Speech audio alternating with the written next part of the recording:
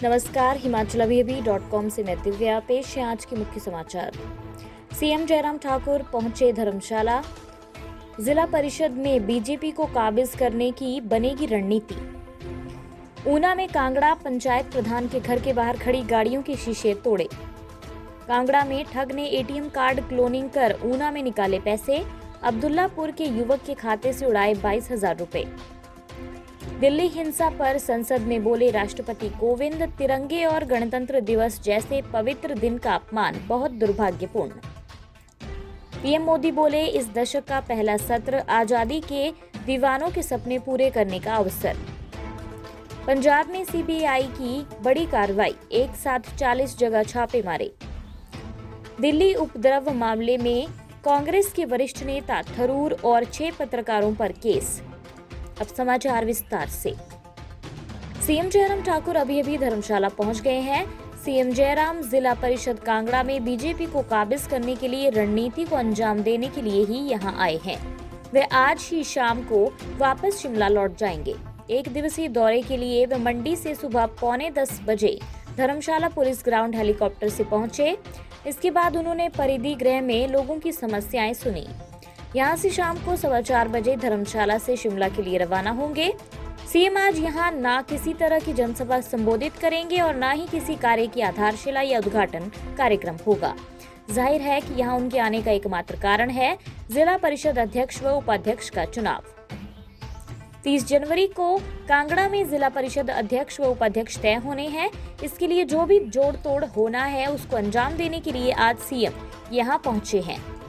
ऊना जिला के हरोली इलाके में कांगड़ पंचायत प्रधान के घर के बाहर खड़ी गाड़ियां तोड़ डाली। इतना ही नहीं, उन्हें जान से मारने की धमकी भी दी।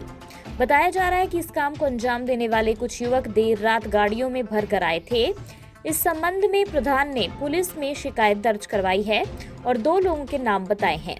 मामले के पीछे पुरानी रंजिश बताई जा रही है। रात को कुछ युवक गाड़ियों में आए और कांगड़ पंचायत की प्रधान नीलम कुमारी के घर के बाहर खड़ी गाड़ियों के देर रात को शीशे तोड़ डाले। उन्होंने प्रधान को जान से मारने की धमकी भी दी। इस संबंध में पुलिस के पास दर्ज की गई शिकायत में 2 लोगों के नाम दर्ज करवाए गए हैं। बताया जा रहा है कि दोनों अलग अलग पार्टियों से संबंध रखते हैं और दोनों के बीच राजनीतिक तनातनी चल रही थी। एसपी ऊना ने मामले की पुष्टि की है। कांगड़ा के अब्दुल्लापुर गांव के एक युवक से 22,000 रुपए की ठगी हुई है। अब्दुल्लापुर गांव के निखिल ने इस संबंध में पुलिस थाना गग्गल में शिकायत दर्ज करवाई है। निखिल ने शिकायत में कहा कि 27 जनवरी को वो मटौर में एसबीआई के एटीएम से पैसे निकालने गया था। एटीएम में रुपए न होने के कारण वह बिना पैसे लिए वापस आ गया। अगली सुबह 28 जनवरी को करीब 8 बजे उसके मोबाइल फोन पर मैसेज आया कि उसके खाते से 10,000 रुपए निकले हैं। उसके बाद 8:01 पर फिर 10,000 रुपए की निकासी का मैसेज आया और 8:50 पर 2,000 रुपए निकलने का संदेश आया। कुल मिलाकर निखिल के खाते से 22,000 रुपए निकल गए। निखिल ने बताया कि जब उस समय उन्होंने अपनी पीएनबी बैंक शाखा गग्गल में पता किया तो उन्होंने बताया कि ये राशि यूको बैंक ऊना के एटीएम से निकाली गई है। निखिल ने बताया कि 27 जनवरी को जब वो मटौर में पैसे निकालने का प्रयास कर रहे थे तो उनके पीछे एक लड़का भी खड़ा था। इस संबंध में पुलिस ने मामला दर्ज कर छानबीन शुरू कर दी है। अन्य समाचार ब्रेक के बाद।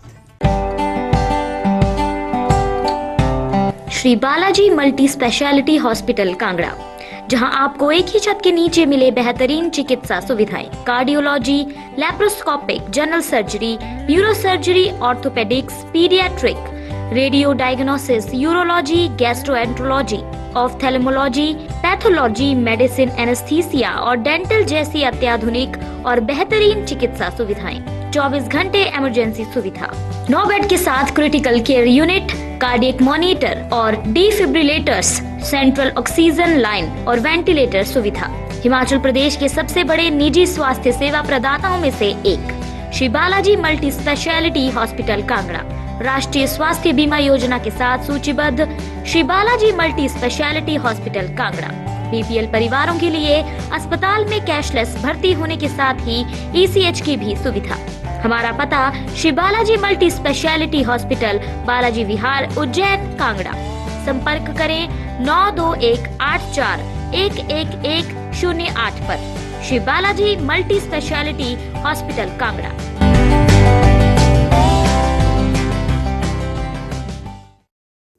राष्ट्रपति रामनाथ कोविंद के अभिभाषण के साथ शुक्रवार को बजट सत्र की शुरुआत हो गई। अपने संबोधन में राष्ट्रपति ने पिछले दिनों सरकार द्वारा शुरू की गई योजनाओं व उपलब्धियों का ब्यौरा दिया। साथ ही उन्होंने गणतंत्र दिवस पर किसानों की ट्रैक्टर रैली के दौरान हुए हिंसा को दुर्भाग्यपूर्ण बताया। उन्होंने पूर्वोत्तर राज्यों में सरकार की उल्लेखनीय गतिविधियों का जिक्र किया।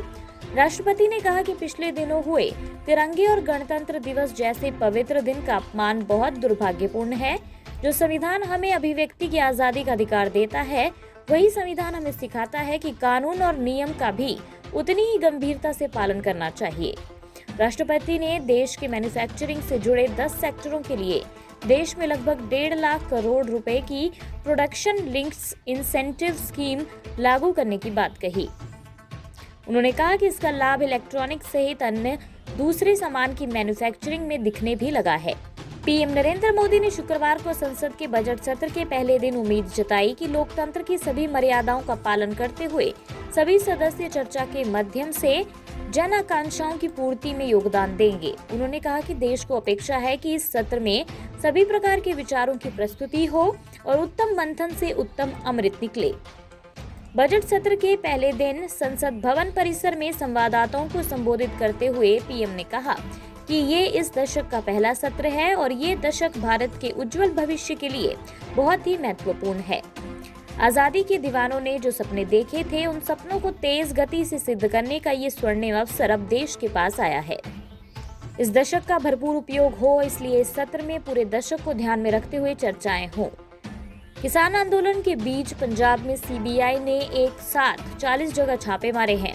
पंजाब में ये अब तक की सबसे बड़ी रेड है। सीबीआई ने एफसीआई के गोदामों पर छापे मारे हैं। फूड कॉर्पोरेशन ऑफ इंडिया के हरियाणा स्थित 10 गोदामों पर भी रेड की गई है। छापे गुरुवार देर रात मारे गए। खास बात यह है कि इस रेड के दौरान सीआरपीएफ भी तैनात की गई है। सीबीआई टीमों की तरफ से 2019-20 और 2020-21 के दौरान गेहूं और चावल की खरीद के सैंपल लिए जा रहे हैं। एफसीआई, पनग्रेन और पंजाब वेयरहाउसिंग प्राइवेट लिमिटेड के सभी गोदामों पर एक साथ रेड हुई है। ये रेड मोगा, फाजिल्का और पट्टी सहित अन्य इलाकों में की गई है। उत्तर प्रदेश के गौतम बुद्ध नगर के नोएडा में गणतंत्र दिवस पर किसानों की ट्रैक्टर परेड के दौरान दिल्ली में हुए उपद्रव मामले में पुलिस ने गुरुवार रात कांग्रेस सांसद शशि थरूर व 6 वरिष्ठ पत्रकारों के खिलाफ केस दर्ज कर लिया है। सभी पर देशद्रोह व शांति भंग, धार्मिक भावनाएं आहत करने तथा आईटी एक्ट की विभिन्न धाराओं के तहत आरोप लगाए गए हैं।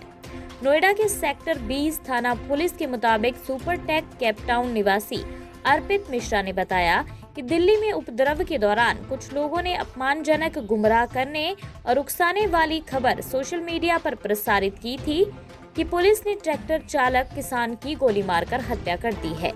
इसी के साथ ये रेडियो बुलेटिन यहीं समाप्त होता है। धन्यवाद।